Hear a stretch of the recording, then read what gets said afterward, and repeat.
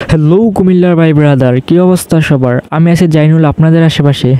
আজকে 2 দিন ধরে আমাদের কুমিল্লা আর ফেনী থেকেই হচ্ছে। আপনারা তো আশেপাশে অনেকে যারা আছেন তারা অবশ্যই শুনতেছেন বা দেখতেছেন। সকাল রাত 2টার পর থেকে কুমিল্লা গুমতি নদীতে অনেক পরিমাণ পানি বেড়ে গেছে, যে কারণে আমাদের কুমিল্লার প্রত্যেকটা জায়গায় পানি জমে গেছে। তো আজকে আমরা যাচ্ছি কোম্পানিগঞ্জ যে গুমতি নদীটা কোম্পানিগঞ্জ দিয়ে গেছে, ওইখানে নাকি বাঁধের উপর দিয়ে পানি যাচ্ছে। তো ওইটা দেখার জন্য আজকে আমাদের গন্তব্য কোম্পানিগঞ্জ পর্যন্ত। আর গুমতি নদীর পানিটা সবচেয়ে বেশি গতকাল রাত 2টার পরে বেড়েছে। রাত 2টার বাজে যখন পানিটা বেড়েছে তখন সবাই তো অনেক ঘুমিয়েছিল বা সজাগ ছিল না। অনেকেই ভাবছে পানি উঠবে না, এত পরিমাণ পানি হবে না, যে তারা নিরাপদ স্থানে যায় না।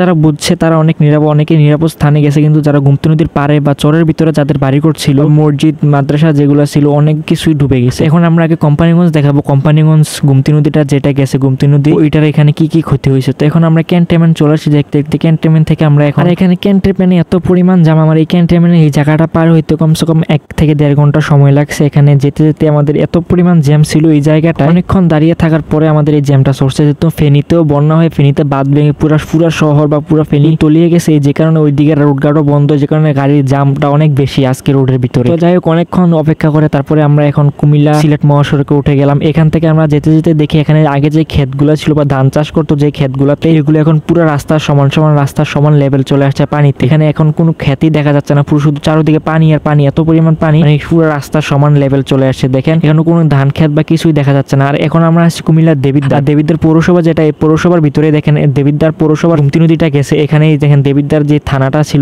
পৌরসভা বা যে দেবিদ্বার থানা, ওই থানার সামনে থেকে পানি, এত পরিমাণ পানি যে থানা পুরোটাই ডুবে গেছে। থানার রুম টুম সবকিছু ডুবে গেছে। আর এই থানার সাইডে যত দোকান আছে প্রত্যেকটা দোকানে ডুবে গেছে। এখন আমরা আসছি কুমিল্লা কোম্পানিগঞ্জ। এখন আমরা কোম্পানিগঞ্জ ব্রিজের উপরে আছি। দেখেন এত পরিমাণ পানি এখানে পারছে। সাইডে যে চরের ভিতরে যে ঘরবাড়িগুলো ছিল প্রত্যেকটা ঘরবাড়ি ডুবে গেছে। এখানে কলা গাছ বা যতটুকুই ছিল বিপদ সংকেতের উপরে পানি উঠে গেছে। দেখেন এখানে যত বিল্ডিং গুলো ছিল প্রত্যেকটা বিল্ডিং এর একতলা করে ডুবে গেছে। যত নিচতলা যত বিল্ডিং বা ঘরবাড়ি ছিল প্রত্যেকটা ঘরবাড়ি এখানে ডুবে গেছে। আমরা এখানে আমাদের শুধু এই জায়গাটা দেখার জন্য আজকে আমরা এখানে গেছিলাম কোম্পানিগঞ্জ। আজকে আমাদের গন্তব্যটা কোম্পানিগঞ্জ ছিল। গতকাল রাত 2টার পর থেকেই কোম্পানিগঞ্জে যে বাঁধ বা আইল ছিল, এই আইলের উপর দিয়ে পানি চলে যাচ্ছে। আর যে কারণে ফায়ার সার্ভিসের লোক আর গ্রামবাসী মিলে অনেক বস্তা দিয়ে পানি আটকানোর চেষ্টা করতেছে। তারপর অনেক চেষ্টা করে তারা সকাল পর্যন্ত কোনো চেষ্টা করে, তারপরে পারে নাই। আর সকালে যেহেতু বৃষ্টি হয়েছে পানিটা আরো বেড়ে গেছে। আর এই জায়গাটা হচ্ছে কোম্পানিগঞ্জ বাজারের ভাঙারি বাজার বা ভাঙারি মার্কেট যেটাকে বলে। এই জায়গাটায় দেখেন কত পরিমাণ পানি। আর এটা হচ্ছে কোম্পানিগঞ্জের পোয়াপাত্তর বা পোয়াপাত্তরের এরিয়া ধরে আর কি, কোম্পানিগঞ্জ বাজারের পাশে যে গ্রামটা। আর আমরা ওইখানে গিয়ে যতটুকু জানতে পারলাম এই গ্রামটা সম্পর্কে, গতকালকে রাতেই কুমিল্লা কোম্পানিগঞ্জ বদিউল আলম উচ্চ বিদ্যালয় এলাকাবাসীকে সরিয়ে নেওয়া হয়েছে। তারা এমন অবস্থান করতেছে। আর এখন যারা ঘরের ভিতরে আসবাবপত্র ছিল বা কিছু থাকার জন্য যে চৌকিগুলো আছে ওইগুলো মালসাবানা বার করতেছে। আর কোম্পানিগঞ্জের খবর আমাদের কাছে এতটুকুই ছিল, যতটুকু জানছি ততটুকু আপনাদেরকে জানানোর চেষ্টা করছি। আর সবাই ভালো থাকেন, সতর্ক থাকেন। দেখা হচ্ছে অন্য কোনো ভিডিও। তার কুমিল্লা টিক্কার সরে কি হয়েছে সেটা নিয়ে খুব শীঘ্রই ভিডিও আসছে কুমিল্লা বয়েস ইউটিউব চ্যানেলে।